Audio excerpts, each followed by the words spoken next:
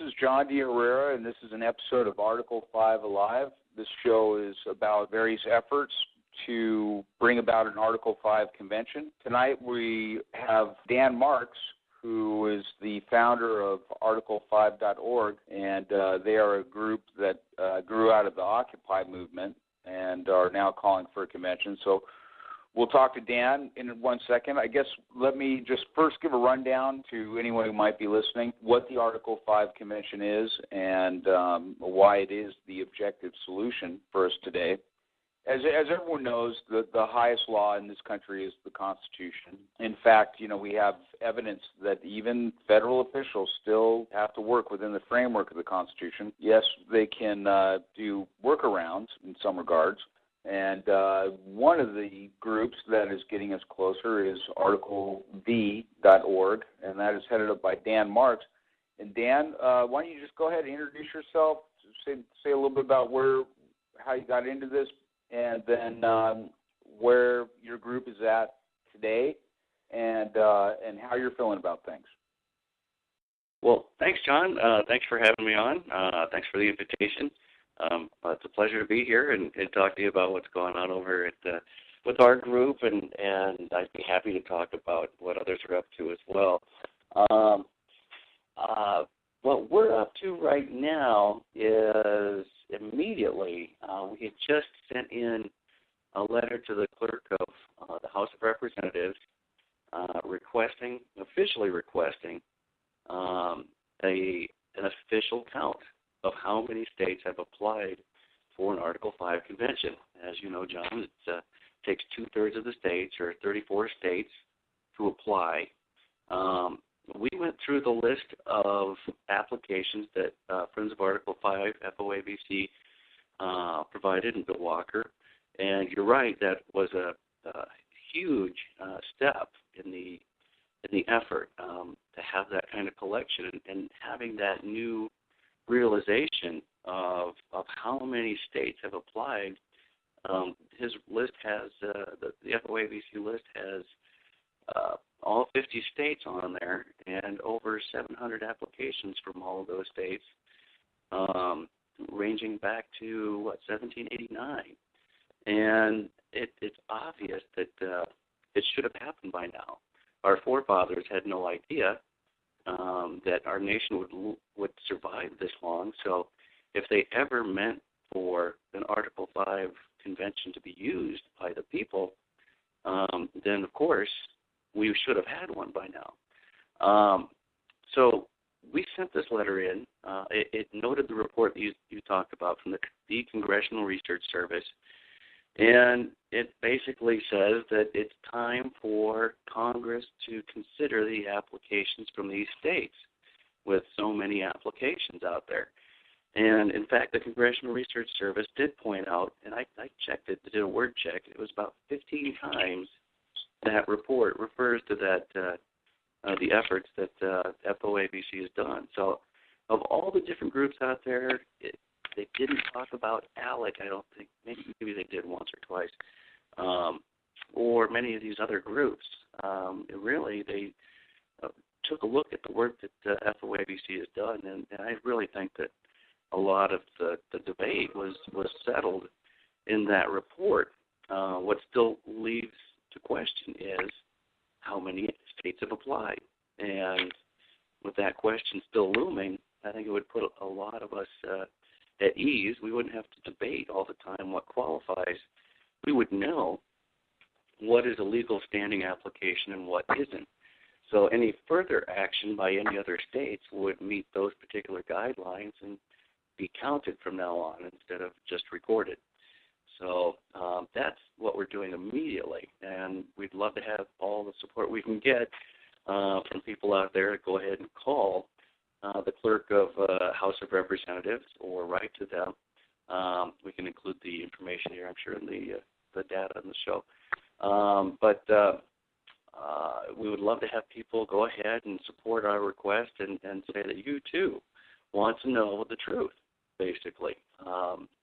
They're the ones that are going to give us an official answer. So it really doesn't matter what ALEC says or articlevv.org or FOAVC. it matters what Congress says, and this would be an official action, and we would finally have clarity which way to go. And I think that's what we're looking for. And I think once we have that clarity, I think we're not too far away. Now, Dan, have you heard? Now, the last letter that you sent off was what, a week, 2 weeks ago? Is that right? It arrived on the 22nd of April. I called about it on Monday, and they were still processing the letter.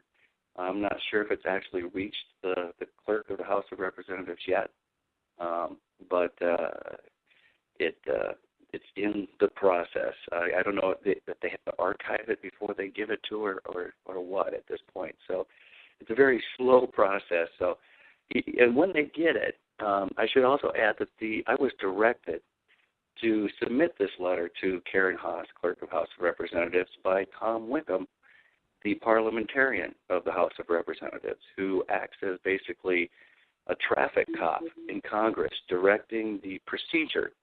So when he directed me to deliver that information to her, it was almost as if he created a process that didn't actually exist before, and now he's watching it.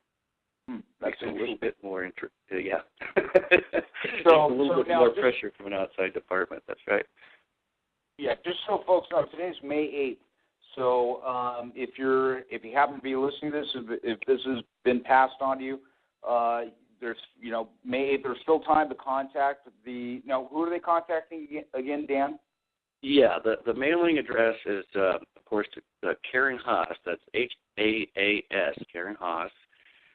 She's the clerk of the House of Representatives. The mailing address is the U.S. Capitol, room H154, Washington, D.C., 20515-6601.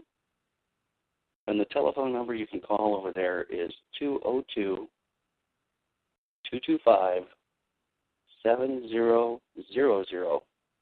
And the letter was from Dan Marks and articlev.org.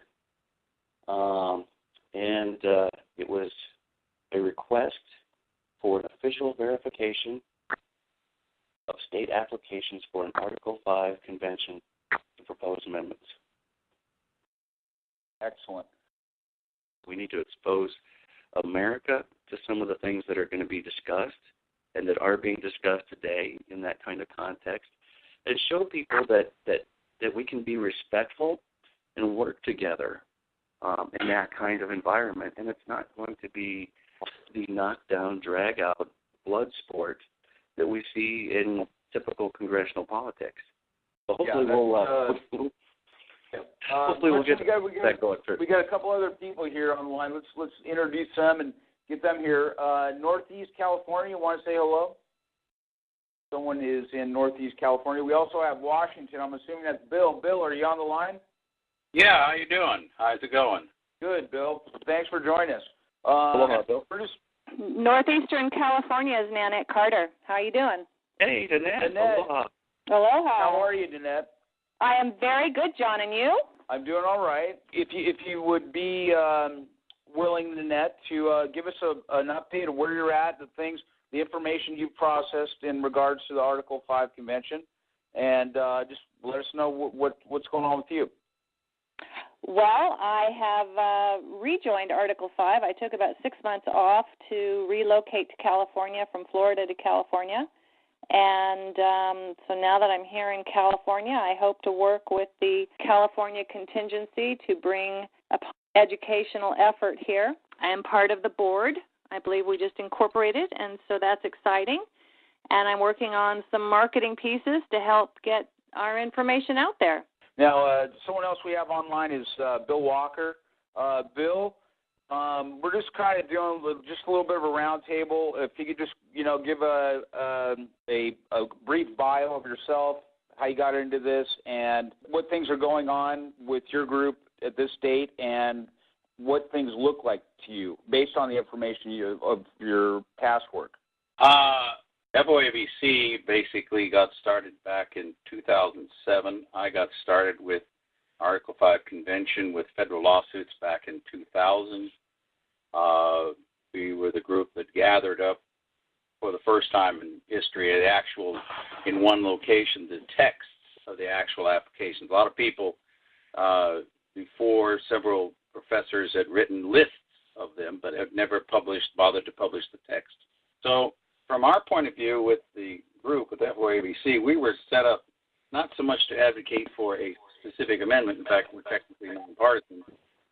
Our job is to educate the public and to eradicate the false information out there about a convention. And there's one other thing I wanted to mention real quick about Dan's letter that he was talking about. He's put the House into a vice that is going to be very difficult for them to extricate themselves from, because they've always been able to say, well, we don't have a procedure to count. That's always what they do. They say, we don't know because we don't have any procedure. Nobody's ever done it. Well, the problem is that with FOABC's material, which is what he sent them, the actual copies of the state legislatures, the 42 individual state applications, they're going to be in a situation where they're going to have to take a look back at the only action the Congress has ever taken, and it was in the House of Representatives, which James Madison participated in 1789. They basically said it was a numeric count of states, and they had to be kept in it until the proper number of states appeared. Well, Dan has presented the proper number of states, in fact, over that number. So they're in the situation that they can't say, well, we've never gotten a count, because Dan's provided the count. So they have no other procedure, so they have no other basis to reject what he's presented them. The fact that they lack a procedure means the only thing they can go by is what it says in 1789, because that's the only procedure they've ever passed. So they're going to be caught by their own lack of preparation, because if they reject him, they're going to have to come up with what Dan says. They're going to have to come up with a procedure. Well, that's the problem. It's always been that they say they don't have a procedure. So to be able to reject his presentation of the 42, they're going to have to explain why. It was a brilliant move. It really is. It's going to pin the Congress down to coming up to state what I suspect they're going to state is exactly what they stated in their lawsuit. And the lawsuit stated that it was a numeric count of states with no terms and conditions, and that there were enough states already submitted to cause a convention call. I think they're going to stay consistent. I don't think they're going to move from that. And so I think there's going to be some very fast footwork in the Congress, but I don't think they're going to be able to get out of this one, because to do so means the only way they can do it is they're going to have to go in and count them themselves, which is going to accomplish the same thing. Well, now, what would you expect, Bill, based on your experience? What would you expect a forthcoming answer from them, maybe by the end of this month? Well, it's the clerk that you're dealing with, and it's going to be hard. She's going to be in a real tight position when she gets this as an official request of it. The only thing that she could possibly try to get away with, and it would be just a time staller, would be to say, well, we'd have to get this from a member of Congress. Fine. Tell her to check in with any of our members. And, for example, I have already asked my senator, Patty Murray, to deal with the Congressional Research Service a long time ago. This is how this thing with their reports got going, because we corrected their material back several years ago as part of the education process.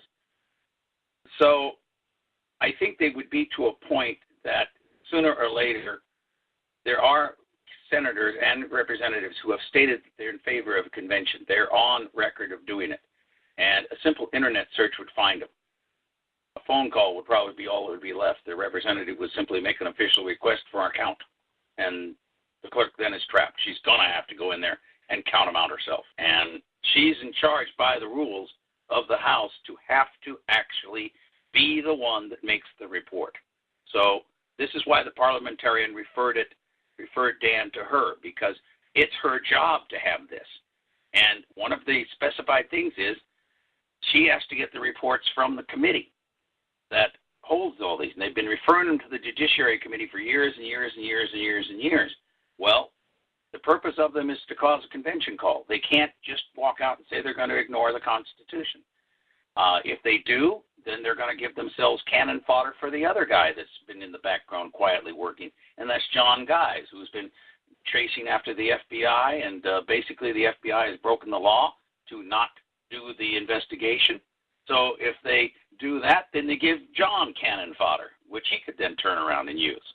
So they're in a box that is getting smaller and smaller and smaller and smaller. Even though it's only a couple people doing it, the situation, the official side, when you get away from all this BS, basically, to use a better word I can't think of, that you get from all of these websites and all this stuff, and you get on the official side, the real side, the reality side, the Congress side, it's a totally different world. These people, there are real laws involved, there are real procedures, they really do have to back the Constitution, so on and so forth. And when you put it in the world of reality, it's a totally different situation. They can't just blow it off with a blog post, for example. Her job could be at stake. She could lose her job if she knowingly violates the Constitution or causes other people to do so. So it's a completely different world. The reality, I would expect that they're going to be taking it slow, but I would expect something of a response within a couple of months. I wouldn't expect it by the end of this month, but July, maybe, something like that. Certainly no later than August.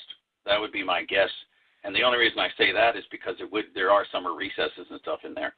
But the clerk's office stays open. How long it's going to take her to deal with it, I just don't know. But I would expect 2 or 3 months max.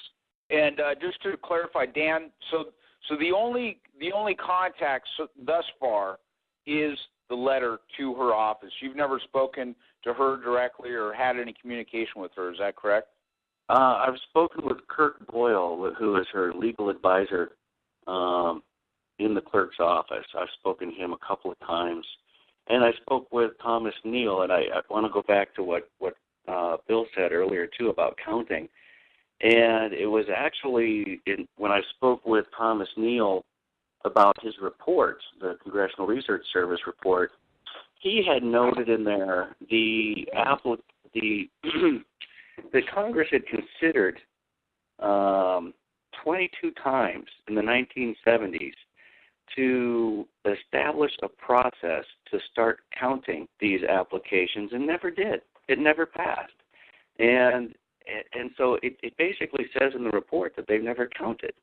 And that was what really provoked the idea. They had considered in that legislation to assign that duty to the clerk's office, but that never passed. So it was an unassigned duty.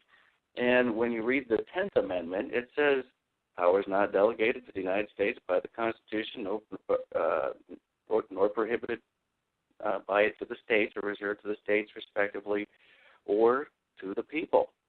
And being a person, if that duty has not been assigned, I took the liberty of assuming that duty to count, and that part of the process is now satisfied. So now they just have to verify.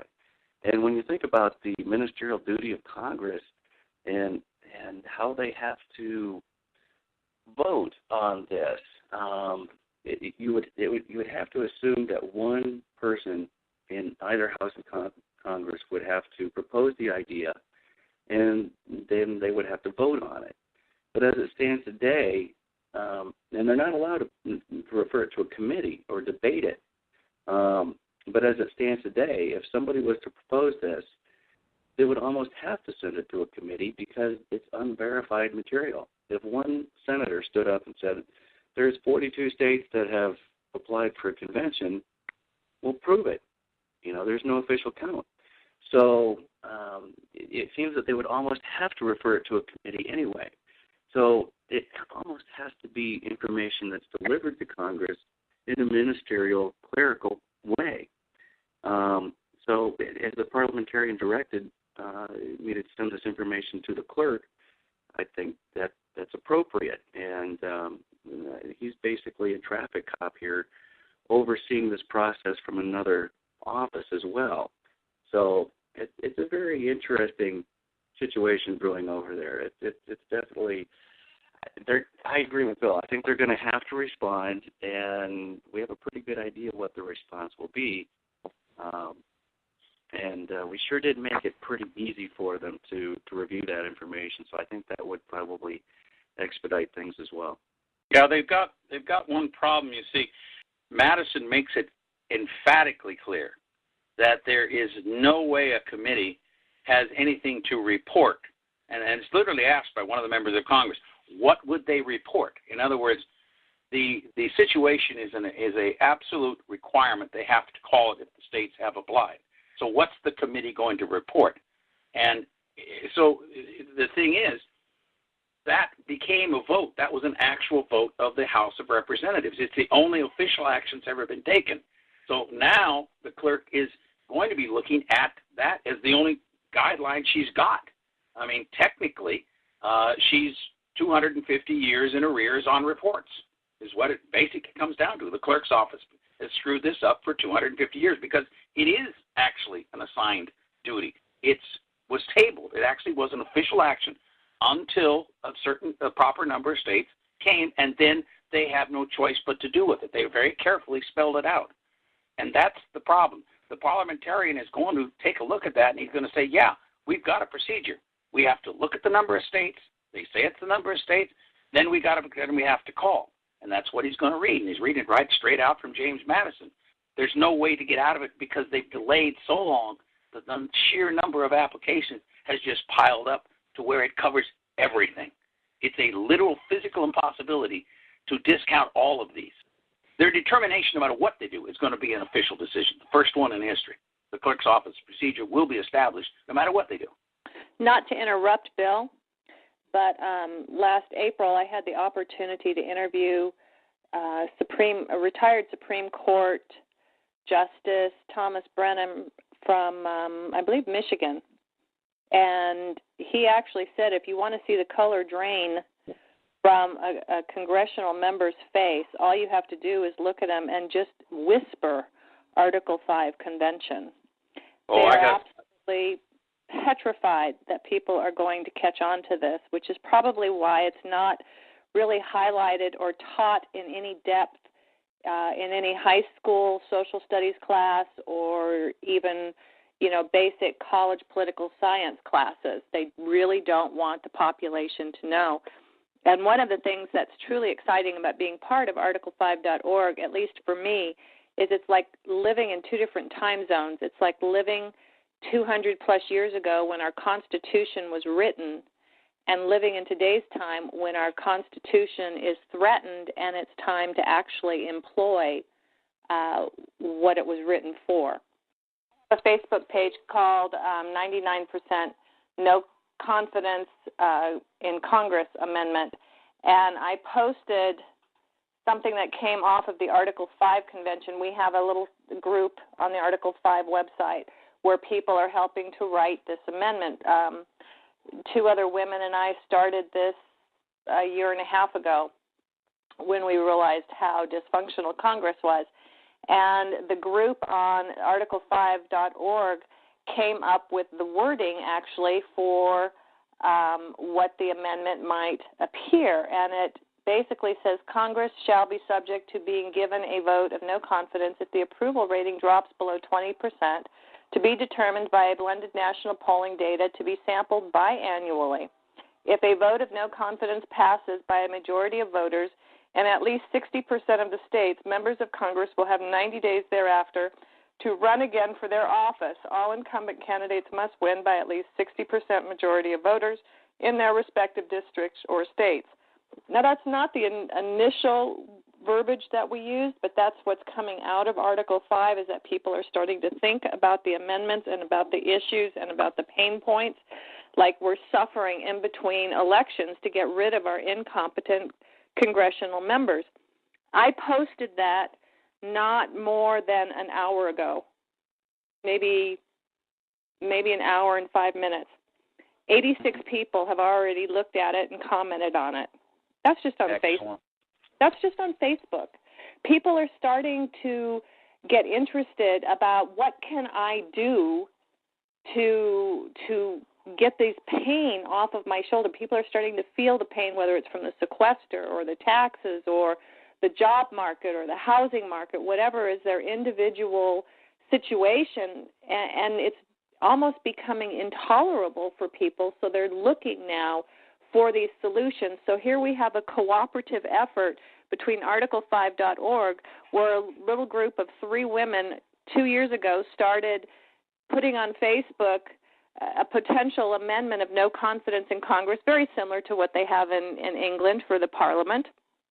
And we have Americans on this website starting to write what this amendment would look like to them. It's no longer just 3 women. It is now out there nationally for people to work on, okay, if Congress was ever this debunked again, should we have to suffer through this? And if not, what are the parameters that we would apply a no confidence vote?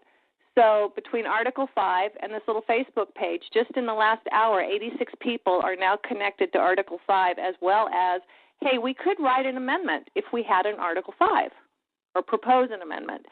So I think you're going to see it grow exponentially just by little tiny efforts like that. I would just add too that I think what she's talking about there too is just the beginning of a new realization that I think a lot of people are going to go through as they start to ask what's possible when you've got a blank sheet of paper, and it's just whatever ideas could potentially be very popular that could have great success in this kind of environment. And considering an actual citizen of the United States, not a member of Congress or specifically any governor, would have a chance to have to propose an amendment to this Constitution. It really does open up a world of possibilities that we have barely begun to examine. I think we're still thinking inside of this box of what can pass through Congress and get signed by the president. Yeah, and I think it's even deeper than that. I think people are in a box. I don't even, they're beginning to think what they can get passed through Congress and to the president. I think they think that Congress and the president is so far removed from their average day-to-day life that they're thinking, what can I do to survive this Congress and this presidency, whether it's Bush or Obama or Clinton or whoever's in the White House. That's true. I think people are literally suffocating under our government, and they're trying to figure out how can they dig themselves out from under the rock or up from the rabbit hole. And in doing so, they're coming across other people that are saying, hey, I don't know much about it, but have you heard about this?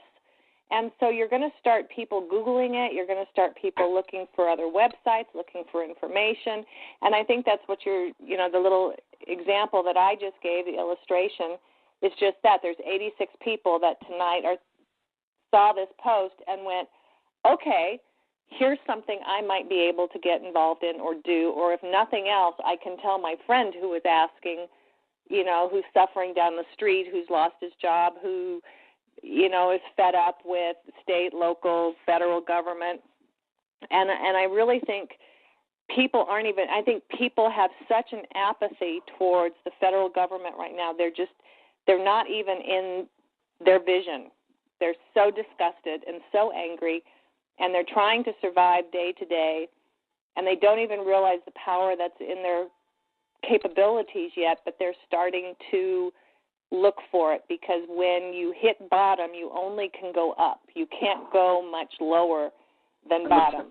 The thing that's really impressive about this is one thing that I think everybody ignores is that it's across the board. Yes. The political bound, it's not just the liberals or the conservatives or the youth or the old or whatever. This seeking for something new is everywhere. And as one person said to me one time, he said, we can't possibly screw ourselves any worse by holding a convention than we have already by letting the government have its way. And I basically thought about it for a second. I said, well, yeah. And I said, you do understand you can always repeal what a convention does. You can't always repeal what the government does. He says, right. Yeah, I know. And I think that people are getting beyond their hopelessness. I think that apathy and that hopelessness for the last several years, yeah, it was there, but people were still surviving. I think our government has been so inept that so many people have lost so much. They're no longer willing to get pushed much further, which is why they're starting to push up from the bottom and reach for solutions. My father used to tell me when people get a belly full of whatever it is, they will seek solutions to fix it. Human nature is designed to survive, not be defeated. We have a very strong, innate survival. What is it I'm looking for? I'm stumbling for the word. Instinct.